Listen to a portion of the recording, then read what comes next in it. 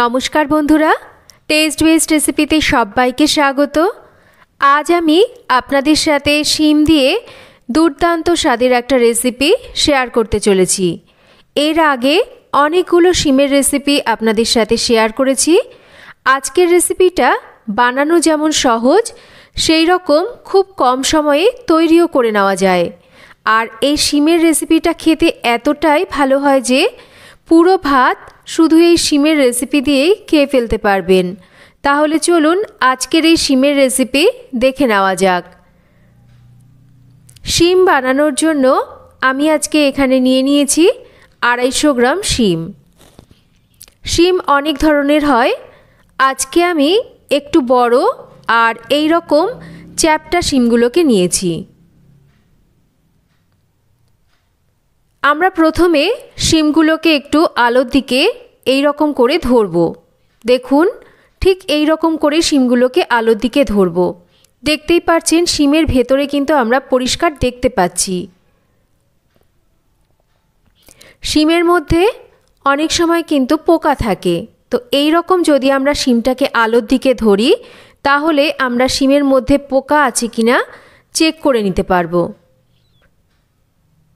এবার আমরা শিমের মাথার দিকটাকে ধরে একটু কেটে আলতো করে টান দেব, আর নিচের দিকটাকেও ঠিক একই রকম ধরে একটু করে টান দেব।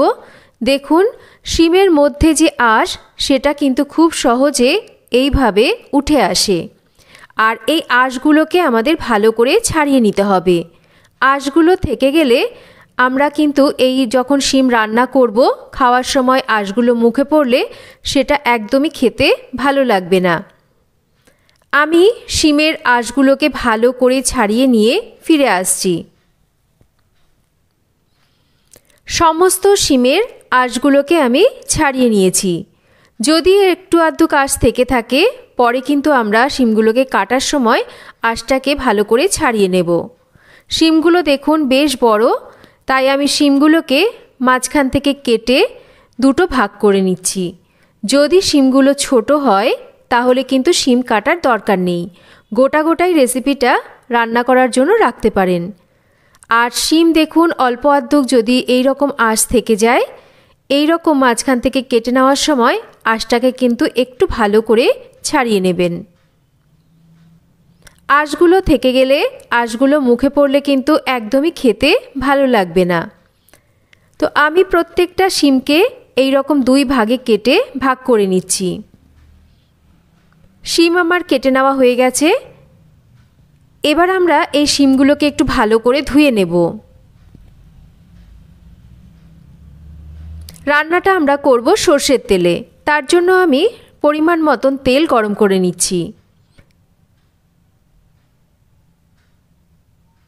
তেলটা ভালো করে আমরা গরম করে নিয়েছি।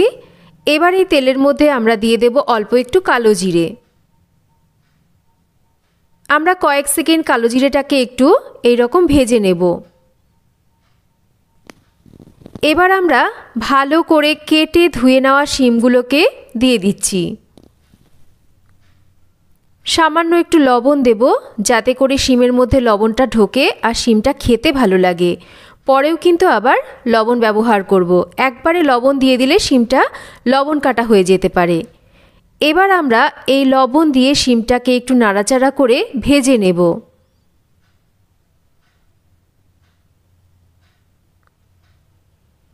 খুব বেশি কিন্তু শিমটাকে ভাজা চলবে না, একটু খেয়াল করে দেখবেন। আমি দেখিয়ে দিচ্ছি ঠিক কীরকম করে শিমটাকে ভাজতে হবে।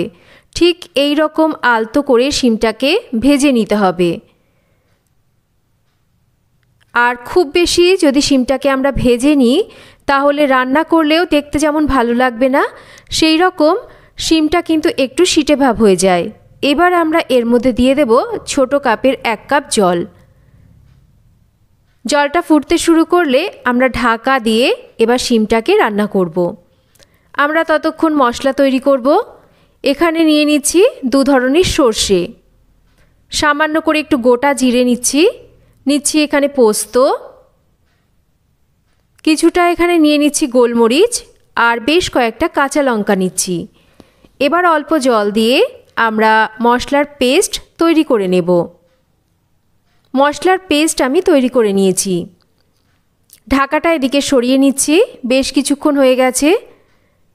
দেখুন শিমগুলো কিন্তু সুন্দরভাবে সেদ্ধ হয়ে গেছে। জলটাও খুব বেশি নেই। এবার আমরা এর মধ্যে দিয়ে দেব সামান্য একটু হলুদ। হলুদের পরিমাণটা অল্পই দিতে হবে, না হলে রান্নার রঙটা নষ্ট হয়ে যাবে। একটু ঝালের জন্য আমি আরও একটু লঙ্কার গুঁড়ো দিয়েছি। আপনারা চাইলে পুরো রান্নাটা কাঁচা লঙ্কাতে করতে পারেন। স্বাদ মতন একটু মিষ্টি, সামান্য একটু লবণ দিচ্ছি। লবণটা চেখে দেবেন, যদি লাগে তাহলে দেবেন।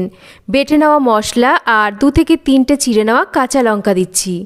এবার আমরা এই মশলাগুলোকে শিমের সাথে একটু ভালো করে নেড়েচেড়ে মিশিয়ে নেব।